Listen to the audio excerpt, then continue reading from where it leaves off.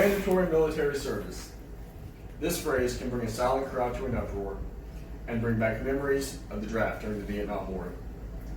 Although we typically think of a wartime draft in this subject, we will be discussing something that 26 countries have in place today. I'll be going over the history of mandatory military service, current examples across the globe, the benefits of such legislation, and how many common arguments fall short. Mandatory military service, or conscription, goes back as far as records themselves do. The term conscript dates back thousands of years to ancient Mesopotamia. The Spartans were forced into military training at the age of 7 in 400 BC. But the way we know it today started in 1793. The French monarchy was overthrown in 1789 and needed a larger army to regain control. So in 1793, the government enacted a levée en masse, which was the conscription of all single, able-bodied males between the ages of 18 and 25.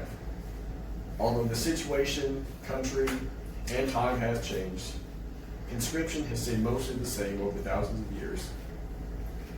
There are 26 countries that have conscription, although many others have a selective service system similar to the United States, which would only be activated in the event of a war when a stronger military force was necessary.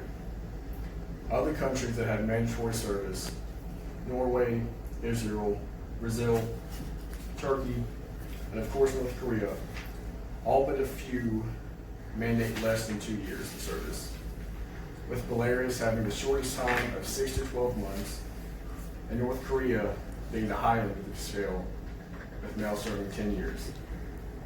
There are currently only 9 countries that mandate females to serve, with times ranging from 1 year in Chad to the age of 23 in North Korea after they graduate high school, though the average is 2 years.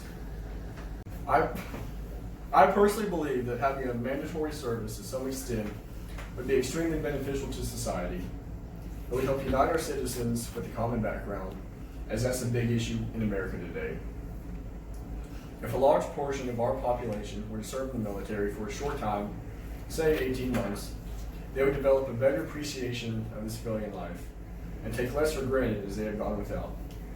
This would also urge many teens to be much more politically involved, as they would not want ignorant or careless politicians to be elected.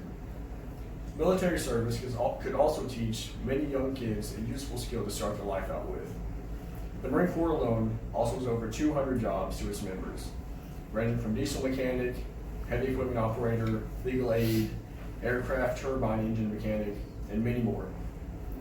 A young adult can leave the military after less than 2 years with a skill under their belt that could aid them later on in life, and possibly become a career.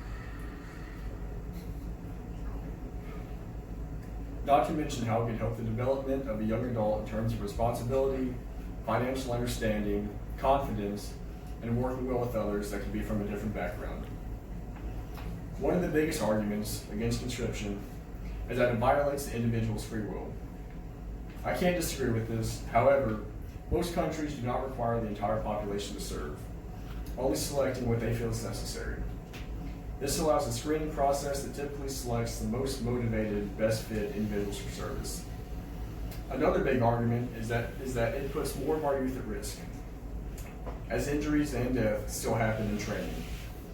An article posted by Aussie has the headline, "U.S. military training nearly 4 times more deadly than combat." Obviously, this title alone would make almost every parent want to keep their son or daughter away from the military. This article was posted in June of 2018 and examines the number of military personnel who died in training in combat from 2015 to 2017.